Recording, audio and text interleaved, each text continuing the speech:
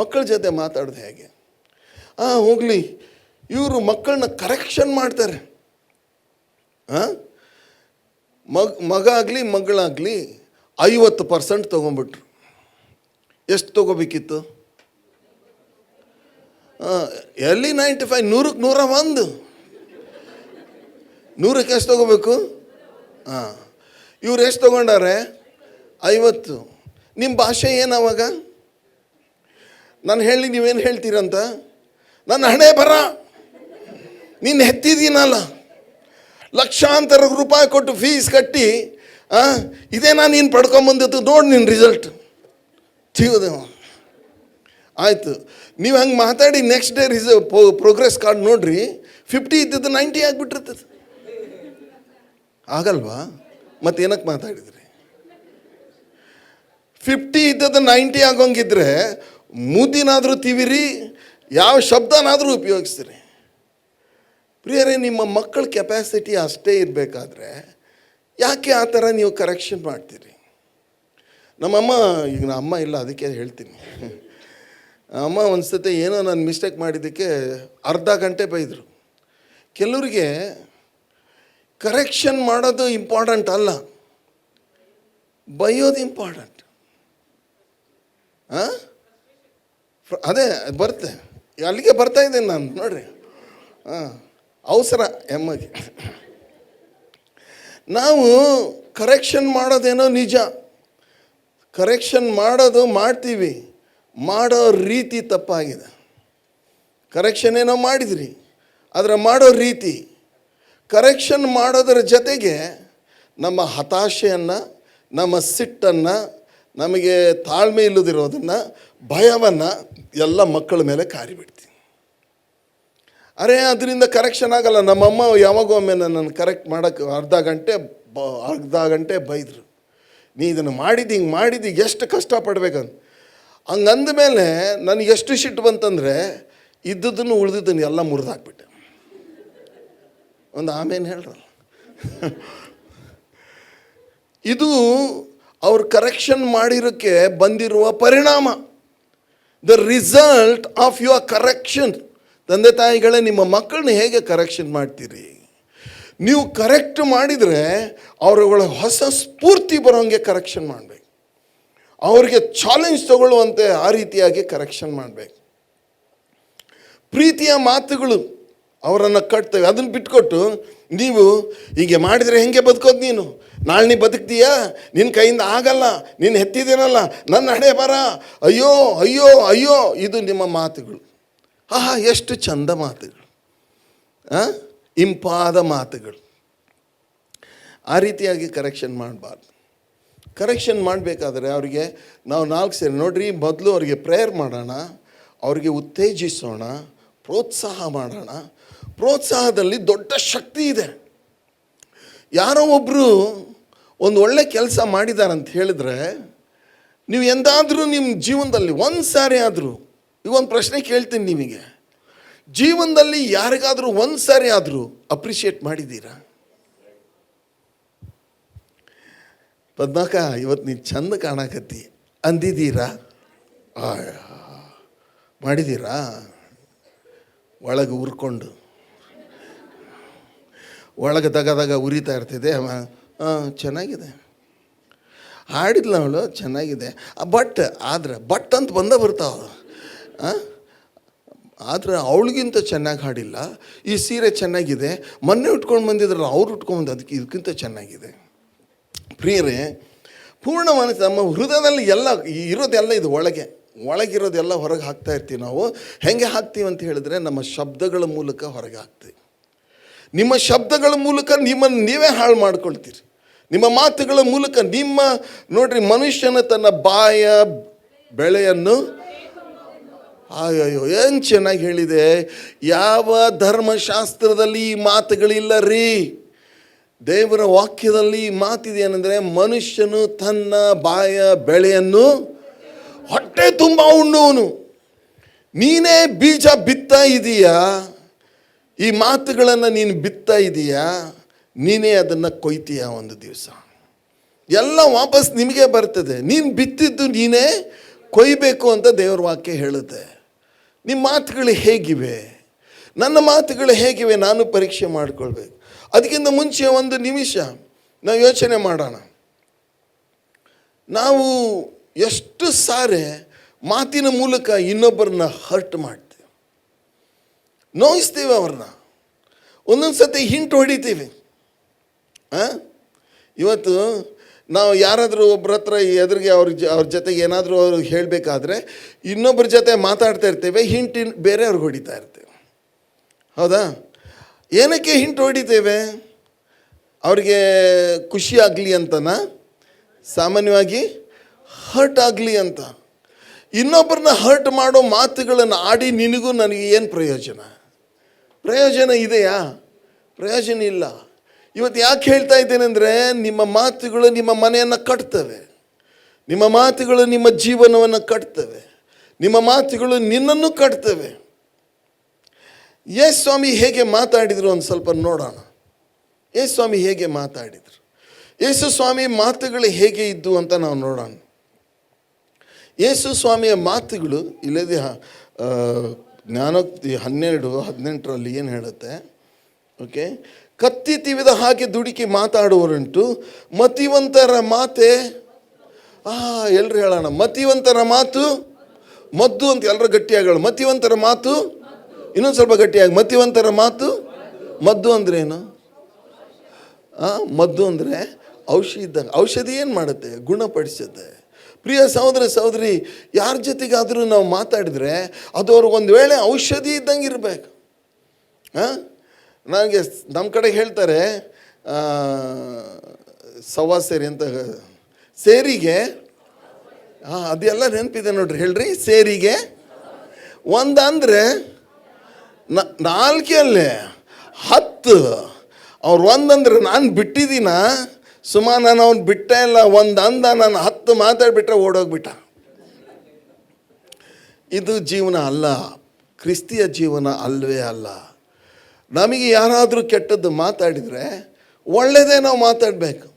ಯಾಕಂದರೆ ಒಳ್ಳೆಯವನು ತನ್ನ ಬೊಕ್ಕಸದಿಂದ ಒಳ್ಳೆಯದನ್ನೇ ತೆಗಿತಾನೆ ಅಂತ ದೇವ್ರ ವಾಕ್ಯ ಹೇಳ್ತೇನೆ. ನಮ್ಮ ಬೊಕ್ಕಸ ನಮ್ಮ ಹೃದಯದಲ್ಲಿ ಒಳ್ಳೆಯದೇ ತುಂಬಿ. ನೋಡ್ರಿ, ಯೇಸು ಸ್ವಾಮಿ ಯಾಕೆ ಯಾರ ವಿರುದ್ಧನೂ ಹೋರಾಡಲಿಲ್ಲ, ಬೈಲಿಲ್ಲ. ಅವ್ರಿಗೆ ಹೊಡೆದಾಗ ವಾಪಸ್ ಹೊಡಿಲಿಲ್ಲ, ಬೈದಾಗ ವಾಪಸ್ಸು ಬೈಲಿಲ್ಲ, ಅವ್ರು ಗಡ್ಡ ಕಿತ್ತಿದಾಗ ವಾಪಸ್ ಗಡ್ಡ ಕಿತ್ತಲಿಲ್ಲ. ಯಾಕೆ ಮಾಡಿಲ್ಲ ಅಂದರೆ ಅವರೊಳಗೆ ಅದು ಇಲ್ಲವೇ ಇಲ್ಲ.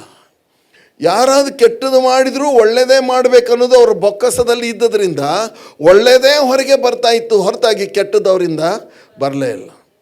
ನಿಮ್ಮೊಳಗಿಂದ ಏನು ಬರುತ್ತೆ?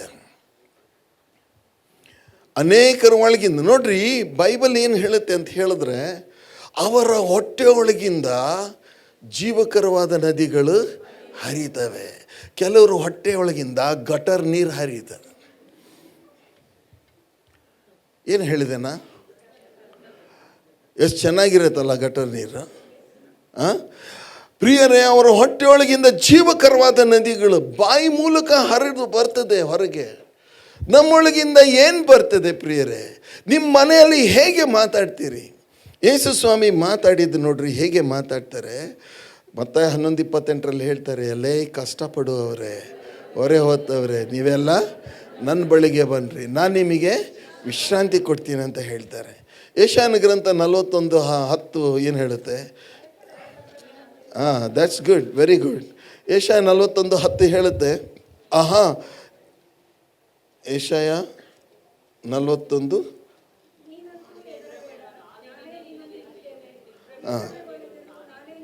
ನೀನಂತೂ ಹೆದರಬೇಡ, ನಾನೇ ನಿನ್ನೊಂದಿಗಿದ್ದೇನೆ, ದಿಗ್ಭ್ರಮೆಗೊಳ್ಳದಿರು, ನಾನೇ ನಿನ್ನ ದೇವರು, ನಾನು ನಿನ್ನನ್ನು ಬಲಪಡಿಸ್ತೇನೆ. ಹೌದು, ನಿನಗೆ ಸಹಾಯ ಕೊಡ್ತೇನೆ, ನನ್ನ ಧರ್ಮದ ಬಲಗೈಯನ್ನು ನಿನಗೆ ಆಧಾರ ಮಾಡ್ತೇನೆ.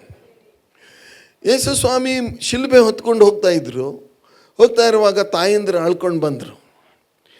ಯೇಸು ಸ್ವಾಮಿ, ಓಕೆ, ನಿಮ್ಮನ್ನು ಆ ಸ್ಥಿತಿಯಲ್ಲಿ ನೀವು ಇಟ್ಕೊಂಡು ನೋಡ್ರಿ, ನೀವೇ ಶಿಲುಬೆ ಹೊತ್ಕೊಂಡು ಬೇಕಾದರೆ ಯಾರು ಹತ್ಕೊಂಡು ಬಂದಾಗ ಏನು ಮಾಡ್ತೀರಿ? ಹೋಗಮ್ಮ, ದಯಮಾಡಿ ಹೋಗು, ನಾನು ಹೊತ್ಕೊಂಡದ್ದು ಕಾಣಲ್ವಾ ನಿನಗೆ? ನಾವು ಹೇಳ್ತೀವಲ್ಲ. ಯೇಸು ಸ್ವಾಮಿ ಏನು ಹೇಳಿದ್ರು? ಅಮ್ಮಂದಿರ, ನನಗೋಸ್ಕರ ಅಳಬೇಡ್ರಿ, ನಿಮಗೋಸ್ಕರ ನಿಮ್ಮ ಮಕ್ಕಳಿಗೋಸ್ಕರ ಅಳ್ರಿ. ನಮಗಂತ ಶಕ್ತಿ ಇದೆಯಾ ಹೇಳೋಕ್ಕೆ? ಈ ಶಕ್ತಿ ಕೊಡೋರೇ ಪವಿತ್ರಾತ್ಮ. ಹಲ್ಲೆಲೂಯಾ. ಪವಿತ್ರಾತ್ಮರು ಬೇರೆ ಹೀಲಿಂಗ್ ಮಾಡೋಕ್ಕೆ ಬಂದಿಲ್ಲ, ಈ ಶಕ್ತಿ ಕೊಡೋಕ್ಕೆ ಬಂದಿದ್ದಾರೆ. ಓಕೆ, ಯೇಸು ಸ್ವಾಮಿ ಶಿಲ್ಬೆ ಮೇಲೆ ಇದ್ದರು. ಶಿಲ್ಬೆ ಮೇಲೆ ಇದ್ದಾಗ ಕಳ್ಳ ಏನೋ ಹೇಳ್ತಾನೆ, ನೀನು ಪರದೇಶನಲ್ಲಿರುವಾಗ ನನ್ನ ನೆನೆಸ್ಕೋ ಅಂತ ಹೇಳಿದ. ಆವಾಗ ಯೇಸು ಸ್ವಾಮಿಗೆ ಉಸಿರಾಡ್ಸೋಕ್ಕೂ ಆಗ್ತಾಯಿಲ್ಲ. ಓಕೆ, ಆವಾಗ ಓಕೆ ನಿನಗೆ ಕಾಣಲ್ವಾ, ನಾನು ಕಷ್ಟಪಡೋದು ನಿನಗೆ ಕಾಣಲ್ವಾ? ಯೇಸು ಸ್ವಾಮಿ ಅಂತ ಮಾತು ಹೇಳಿದೆ. ಏನು ಹೇಳಿದ್ರು ಅಂದರೆ, ಹಿಂದೆ ನೀನು ನನ್ನ ಸಂಗಡ ಪರದೇಶಿನಲ್ಲಿರ್ಬೇಕು. ಒಬ್ಬಳನ್ನು ದುರಾಚಾರಿಯಾದ ಹೆಂಗಸನ್ನು ತಗೊಂಡು ಬಂದರು ಯೇಸು ಸ್ವಾಮಿ ಬಳಿಗೆ. ದುರಾಚಾರಿಯಾದ ಹೆಂಗಸು ಅವಳು ಟಾರ್ಗೆಟಾ ಅಥವಾ ಯೇಸು ಸ್ವಾಮಿ ಟಾರ್ಗೆಟ್ ಆಗಿದ್ರು? ಅವರ ಟಾರ್ಗೆಟ್ ಯಾರಾಗಿದ್ದರು? ಯೇಸು ಸ್ವಾಮಿ ಆಗಿದ್ದರು. ಆದರೆ ಯಾರನ್ನು ಉಪಯೋಗಿಸ್ತಾ ಇದ್ರು? ದುರಾಚಾರ್ಯದ ಹೆಂಗಸನ್ನು. ಯೇಸು ಸ್ವಾಮಿ ಕೇಳ್ತಾರೆ, ಏನಮ್ಮ ಯಾರೂ ನಿನಗೆ ಶಿಕ್ಷೆ ಕೊಡಲಿಲ್ವಾ? ನಿನ್ನ ದಸೆಯಿಂದ ನನಗೆ ಎಷ್ಟು ಕಷ್ಟ, ಹೋಗಿಲ್ಲಿಂದ ಅನ್ನಲಿಲ್ಲ. ಯೇಸು ಸ್ವಾಮಿ ಏನು ಹೇಳಿದ್ರು? ಹೋಗು, ನಾನು ನಿನಗೆ ಶಿಕ್ಷೆ ಕೊಡಲ್ಲ, ಇನ್ಮೇಲೆ ಪಾಪ ಮಾಡಬೇಡ. ಯೇಸು ಸ್ವಾಮಿ ಜೊತೆಗೆ ಇದ್ದು ಎಲ್ಲ ಶಿಷ್ಯರು ಮಜವಾಗಿದ್ದರು ಯೇಸು ಸ್ವಾಮಿ ಇದ್ದಾಗ. ಯೇಸು ಸ್ವಾಮಿ ಸತ್ತು ಎದ್ದು ಬಂದ ಮೇಲೆ ಪೇತ್ರ ಹೇಳಿದ ಏನಂದರೆ, ನಾನು ಹೊಂಟೆ. ಎಲ್ಲಿಗೆ? ಮೀನು ಹಿಡಿಯಕ್ಕೆ ಹೊಂಟೆ. ಹೋದ. ಓಕೆ, ಯೇಸು ಸ್ವಾಮಿ ಬೆಳಗ್ಗೆ ಬಂದುಬಿಟ್ಟು, ನಾಚಿಕೆ ಆಗಲ್ವಾ ನಿಮಗೆ? ನಾಚಿಕೆ ಆಗಲ್ವಾ? ನಾನು ಇಲ್ಲಿದ್ದಾಗ ನನ್ನ ಜೊತೆ ಎಲ್ಲ ಮನೆಗೆ ಬಂದು ಬಿರಿಯಾನಿ ತಿಂದ್ರಿ, ಫಿಶ್ ಫ್ರೈ ತಿಂದ್ರಿ, ಎಲ್ಲ ಮಜವಾಗಿದ್ರಿ, ನೀವೆಲ್ಲರೂ ನಿಮ್ಮನ್ನು ಎಲ್ಲರೂ ಮೆಚ್ತಾ ಇದ್ರು. ಈಗ ನಾನು ಸತ್ತೆ ಅಂತ ಹೇಳಿದ್ಬಿಟ್ಟು ಬಿಟ್ಟು ಹೋಗಿದ್ದೀರಾ ನೀವು, ನಾಚಿಕೆ ಆಗಲ್ಲ ನಿಮಗೆ ಅಂದ್ರ? ಇಲ್ಲ. ಮಕ್ಕಳಿರ, ನಿಮಗೆ ಊಟಕ್ಕೆ ಏನೇ ಇಲ್ವಾ? ವಾವ್! ನಾವು ಯಾವಾಗ್ರಿ ಹಿಂಗೆ ಮಾತಾಡೋದನ್ನು ಕಲಿತೇವೆ? ನೀವೇನು ತಿಳ್ಕೊಂಡಿದ್ದೀರಿ?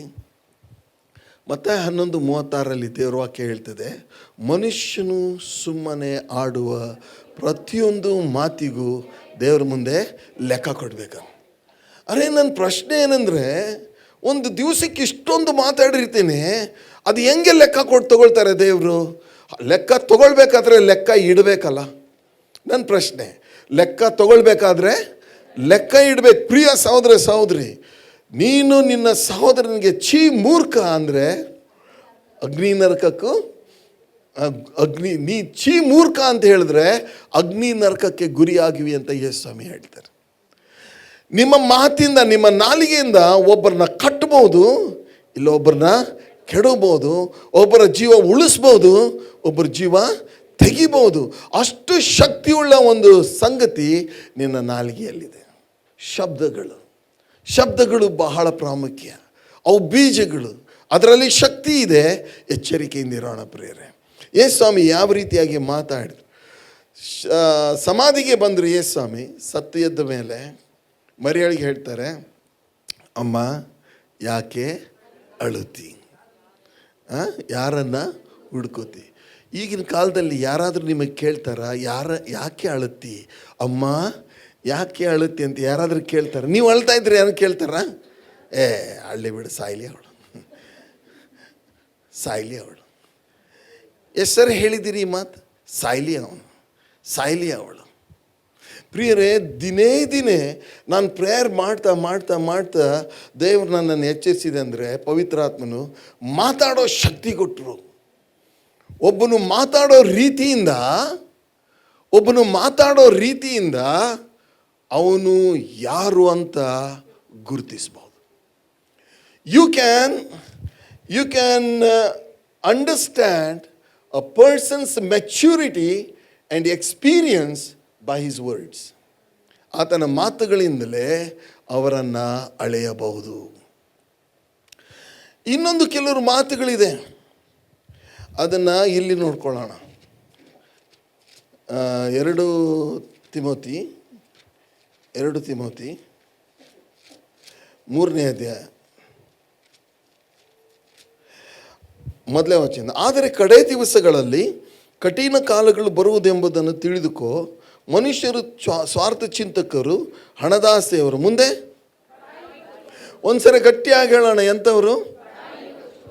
ಹಾಂ, ಒಬ್ಬ ಅಮ್ಮಗೆ ನಾನು ಹೇಳ್ತಾ ಇದ್ದೆ, ಏನಂತ ಹೇಳಿದ್ರೆ, ನಾವು ಇಸ್ರೇಲಲ್ಲಿ ಇದನ್ನು ನೋಡಿದ್ವಿ. ನಾನು ಹೇಳಿದ್ದು ಬರೀ ಒಂದೇ ಮಾತು, ಇಸ್ರೇಲಲ್ಲಿ ಇದನ್ನು ನೋಡಿದ್ವಿ ಅಂತ. ಆ ಅಮ್ಮ ಅರ್ಧ ಗಂಟೆ ಇಸ್ರೇಲ್ ಬಗ್ಗೆ ನನಗೆ ಲೆಕ್ಚರ್ ಹೊಡೆದ್ಬಿಟ್ಲು. ಆದರೆ ಆ ಅಮ್ಮ ಇಸ್ರೇಲ್ಗೆ ಹೋಗಿಲ್ಲ. ಆ ಅಮ್ಮ ಇಸ್ರೇಲ್ಗೆ ಹೋಗೇ ಅಲ್ಲ. ನಾನು ಹೋಗಿ ನೋಡ್ಕೊಂಡು ಬಂದವನು ನನಗಿಂತ ಜಾಸ್ತಿ ಗೊತ್ತಿದೆ ಅಂತ ಆ ಅಮ್ಮ ಬಡಾಯಿ ಕೊಚ್ಕೊಳ್ಳುತ್ತೆ. ನಾನೇನಾದರೂ ಚಂದ್ರಲೋಕದ ಬಗ್ಗೆ ಹೇಳಿಬಿಟ್ರೆ ಅಲ್ಲಿಂದ ಬಂದವಳಂಗೆನೇ ಹೇಳ್ತಾಳೆ, ನನ್ನಂಗೆ ಯಾರೂ ಇಲ್ಲ, ನಾನೇ ಎಲ್ಲರಿಗಿಂತ ಶ್ರೇಷ್ಠ. ಈ ರೀತಿಯಾದಂತಹ ಮಾತುಗಳು, ಬಡಾಯಿ ಕೊಚ್ಚುಗಳು, ಫ್ಲಾಟ್ರಿಂಗ್ ವರ್ಡ್ಸ್. ಜ್ಞಾನೋಕ್ತಿ 27:2 ಓದಿಕೊಳ್ಳೋಣ. ಜ್ಞಾನೋಕ್ತಿ 27:2 ಯಾರಿಗಾದ್ರೂ ಸಿಕ್ಕರೆ ಓದ್ರಿ ಪಟ್ಟಂತ. 27. ಹಾಂ ತಡಿ ಓದೇ ಬಿಡ್ತೀನಿ. ನಾಳೆ ಎಂದು ಕೊಚ್ಚಿಕೊಳ್ಳಬೇಡ, ಒಂದು ದಿನದೊಳಗೆ ಏನಾಗೋದು ನಿನಗೆ ತಿಳಿಯೋದು. ನಾಳೆ ಅಂತ ಏನು ಮಾಡಬೇಡ, ಕೊಚ್ಕೋಬೇಡ ಅಂತ ದೇವರ ವಾಕ್ಯ ಹೇಳ್ತೇವೆ. ಎಲ್ಲರೂ ಹೇಳೋಣ, ಏನು ಮಾಡಬಾರ್ದಂತೆ? ಕೊಚ್ಕೊಳ್ಬಾರ್ದು. ಎಂದಿಗೂ ನೀವು ಇವ್ರಿಗಿಂತ ನಾನು ಶ್ರೇಷ್ಠ ಅನ್ನೋದನ್ನು ಮನಸ್ಸಲ್ಲಿ ಇಟ್ಕೊಳ್ಬೇಡ್ರಿ. ಎಲ್ಲರಿಗಿಂತ ಶ್ರೇಷ್ಠ ನನ್ನೊಳಗಿರುವವನು ಶ್ರೇಷ್ಠ. ಹಲ್ಲೆಲೂಯ. ನಮ್ಮಲ್ಲಿರುವವನೇ ಶ್ರೇಷ್ಠ. ಓಕೆ, ನಮ್ಮಲ್ಲಿರುವ ಆತನು ಈ ಲೋಕದಲ್ಲಿರುವ ಆತನಿಗಿಂತ ಶ್ರೇಷ್ಠನಾಗಿದ್ದಾನೆ. ಓಕೆ, ನಾವು ಬಡಾಯಿ ಕೊಚ್ಚೋದು, ಈಗಿನ ಕಾಲದಲ್ಲಿ ಬಡಾಯಿ ಕೊಚ್ಚೋದಂತ ತುಂಬ ಆಗಿದೆ.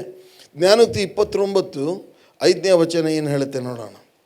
ನೆರೆಯವನೊಡನೆ ವಂಚಿಸುವ ಸವಿನುಡಿಗಳನ್ನಾಡುವವನು ಅವನ ಹೆಜ್ಜೆಗೆ ಬಲಿಯನ್ನೊಡ್ಡುವನು. ಕೆಲವರು ಏನಂದರೆ ಹೊಗಳು ಭಟ್ರನ್ನ ಎಂದಾದರೂ ನೋಡಿದ್ದೀರಾ? ಹೊಗಳು ಭಟ್ರನ್ನ ಎಂದಾದರೂ ನೋಡಿದ್ದೀರಾ? ಪಾಸ್ಟರ್ ನವೀನ್ ಹತ್ರ ಬಂದು ಹೇಳ್ತಾ ಇರ್ತಾರೆ, ನಿಮ್ಮ ತಲೆಗೂದಲು ಎಷ್ಟು ಚಂದ. ಕೂದಲೇ ಇಲ್ಲ, ಏನು ಹೇಳ್ತಾರೆ? ನಿಮ್ಮ ಕೂದಲು ಏನಂತ ಹೇಳಿದ್ರೆ, ಯಾಕೆ ಹೊಗಳ್ತಾ ಇದ್ದಾರೆ ಅಂದರೆ, ಏನೋ ನಿಮ್ಮನ್ನು ಕೆಡವೋ ಯೋಚನೆ ಮಾಡ್ತಾ ಇದ್ದಾರೆ. ಕೆಲವರು ಯಾವಾಗಲೂ ಹೊಗಳ್ಕೊಳ್ತಾರೆ. ನನ್ನ ಹತ್ರ ಒಬ್ಬ ಬರ್ತಾ ಇದ್ದ, ಅವನು ಹೇಳ್ತಾ ಇದ್ದ, ನಾನು ಅಮಿತಾಬ್ ಬಚ್ಚನ್ ವಿಷಯ ಮಾತಾಡಿದೆ. ಐ ಮೆಟ್ ಅಮಿತಾಬ್ ಬಚ್ಚನ್, ಅವ್ರ ಮನೆಯಲ್ಲೇ ನಾ ಬ್ರೇಕ್ಫಾಸ್ಟ್ ಮಾಡಿದ್ದ. ಅಲ್ಲ, ನಾನು ಆಮೇಲೆ ಏನೋ ಮಾತಲ್ಲಿ ಕ್ರಿಕೆಟ್ ಬಗ್ಗೆ ಮಾತಾಡಿದರೆ, C Azharuddin and we are classmates. ಇವನು ಇದ್ದದ್ದೇ ಬೇರೆ, ಅವ್ರು ಇದ್ದದ್ದೇ ಬೇರೆ. ಪ್ರತಿಯೊಂದಕ್ಕೂ ಏನಂತ ಹೇಳಿದ್ರೆ ಬಡಾಯಿ ಕೊಚ್ಚಿಕೊಳ್ಳೋರು ಅಂಥವ್ರು ಈಗಿನ ಕಾಲದಲ್ಲಿ ತುಂಬ ಇದ್ದಾರೆ. ಅಂಥವ್ರ ವಿಷಯದಲ್ಲಿ ಗಲಾತ್ಯ 1:10 ಹೋದ್ರೆ ಏನು ಹೇಳುತ್ತೆ? ಗಲಾತ್ಯ 1:10, ಗಲಾತ್ಯದವ್ರಿಗೆ ಬರೆದ ಪತ್ರಿಕೆ 1ನೇ ಅಧ್ಯಾಯ 10ನೇ ವಚನ. Let me get that.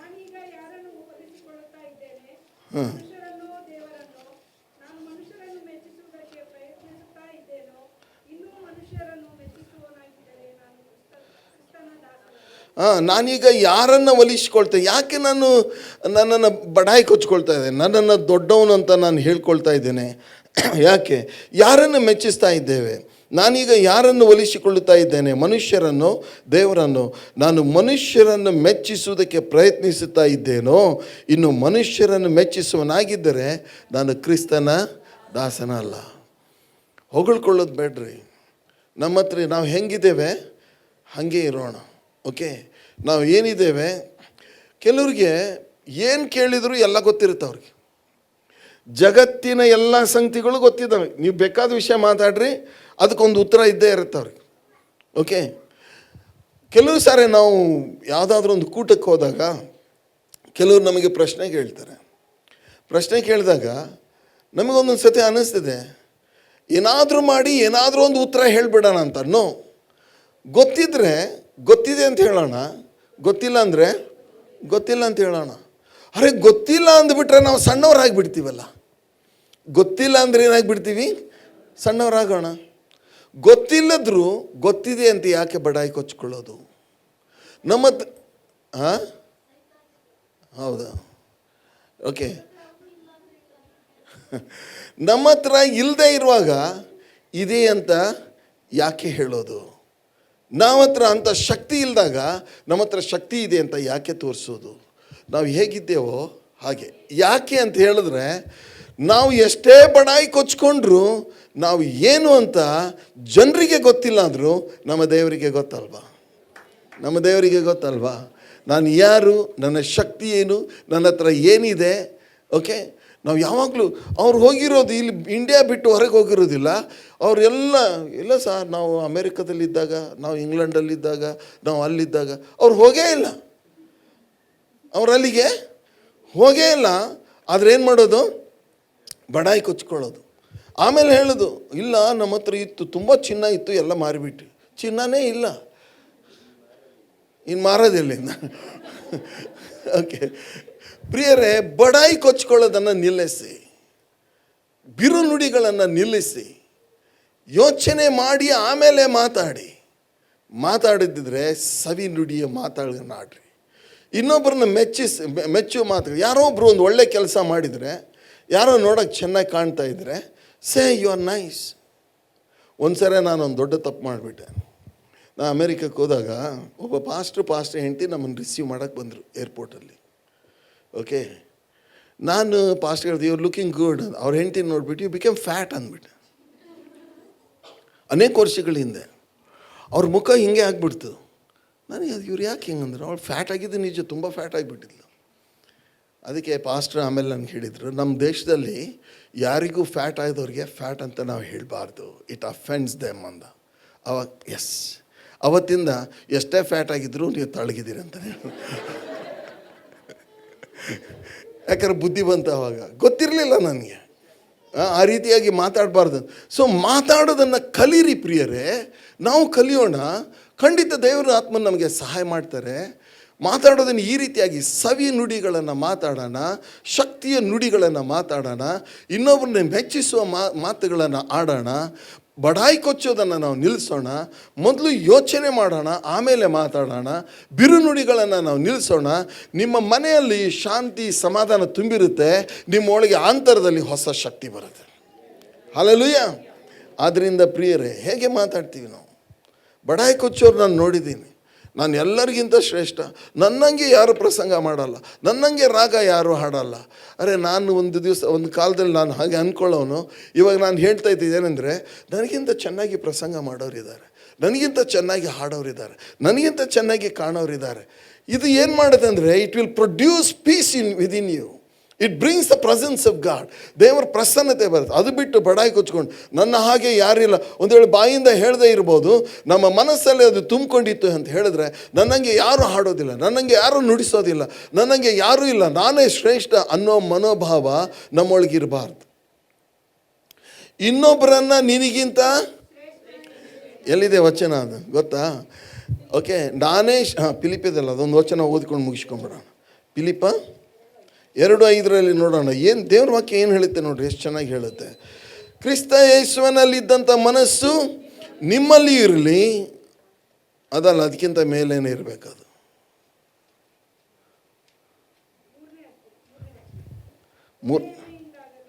ಒಣ ಹೆಮ್ಮೆಯಿಂದಾಗಲಿ ಯಾವುದನ್ನು ಮಾಡದೆ ಪ್ರತಿಯೊಬ್ಬನು ದೀನ ಭಾವದಿಂದ ಮತ್ತೊಬ್ಬರನ್ನು ತನಗಿಂತಲೂ ಶ್ರೇಷ್ಠರೆಂದು ಎಣಿಸಲಿ.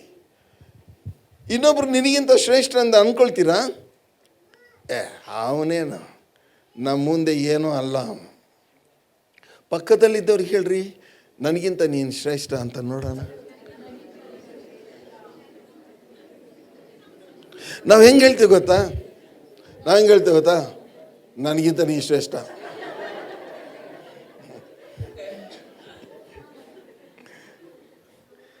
ಕೆಟ್ಟ ಬುದ್ಧಿ ರೀ ನಮ್ಮದು, ಭಾರಿ ಕೆಟ್ಟ ಬುದ್ಧಿ. ಪ್ರಿಯರೇ, ದೇವ್ರ ವಾಕ್ಯ ಸುಮ್ಮನೆ ಬರೀ ಮಿರಕಲ್ಸ್ ಇದೆ, ಅದು ಇಲ್ಲ ಅಂತ ನಾನು ಹೇಳೋದಿಲ್ಲ. ಪವಿತ್ರಾತ್ಮನ ಏನಕ್ಕೆ ಬರ್ತಾ ಇದ್ದಾರೆ ಅಂತ ಹೇಳಿದ್ರೆ, ನಮ್ಮ ಜೀವನವನ್ನು ಕಟ್ಟೋಕ್ಕೆ ಬರ್ತಾ ಇದ್ದಾರೆ.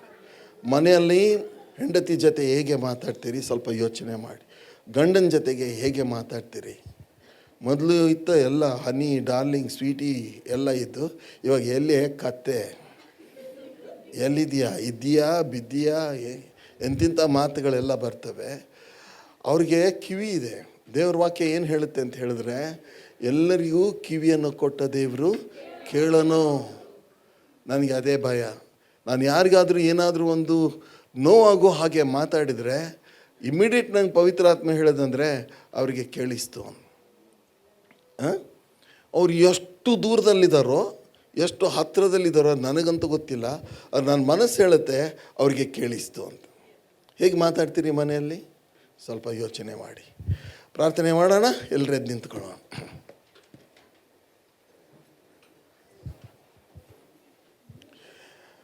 ದೇವ್ರ ವಾಕ್ಯ ಹೇಳ್ತಿದೆ, ಮನುಷ್ಯನು ತನ್ನ ಬಾಯ ಬೆಳೆಯನ್ನು ಹೊಟ್ಟೆ ತುಂಬ ಉಣ್ಣುವನಂತ. ಆದ್ದರಿಂದ ಪ್ರಿಯರೇ, ನಾವು ಇನ್ನೊಬ್ಬರ ಜೊತೆಗೆ ವ್ಯವಹಾರ ಮಾಡುವಾಗ ಹೇಗೆ ಮಾತಾಡ್ತೇವೆ, ಏನು ಮಾತಾಡ್ತೇವೆ ನಾವು ಗಮನಿಸೋಣ. ಖಂಡಿತ ದೇವರ ಆಶೀರ್ವಾದ ಮಾಡ್ತೇವೆ. ತಂದೆಯ ದೇವರೇ, ನೀನನ್ನು ಕೊಂಡಾಡ್ತೇವೆ. ನಾವು ಮಾತಾಡೋದನ್ನು ಕಲಿಯೋದಕ್ಕೆ ನಮಗೆ ಕೃಪೆ ಮಾಡು. ನೀನೇ ನಮಗೆ ಕಲಿಸು ಸ್ವಾಮಿ. ಇನ್ನೊಬ್ಬರಿಗೆ ನೋವು, ನಿನ್ನ ಮಾತುಗಳಿಂದ ನೀನು ಯಾರಿಗೂ ನೋವು ಮಾಡಲಿಲ್ಲ ಸ್ವಾಮಿ. ಹಾಗೆ ನಾವು ಇನ್ನೊಬ್ಬರಿಗೆ ನೋವಾಗುವಂಥ ಮಾತುಗಳನ್ನು ಆಡದೆ ಉತ್ತೇಜಿಸುವ, ಸಂತೈಸುವ, ಕಟ್ಟುವ ಸ್ವಾಮಿ ರಸವತ್ತಾದ ಇಂಪಾದ ಮಾತುಗಳನ್ನು ನಾವು ಆಡುವಂತೆ ನನಗೂ ನಮ್ಮೆಲ್ಲರಿಗೂ ಕೃಪೆ ಕೊಡು ಸ್ವಾಮಿ. ಯೇಸು ನಾಮದಲ್ಲಿ ಬೇಡಿದ್ದೇವೆ ತಂದೆ.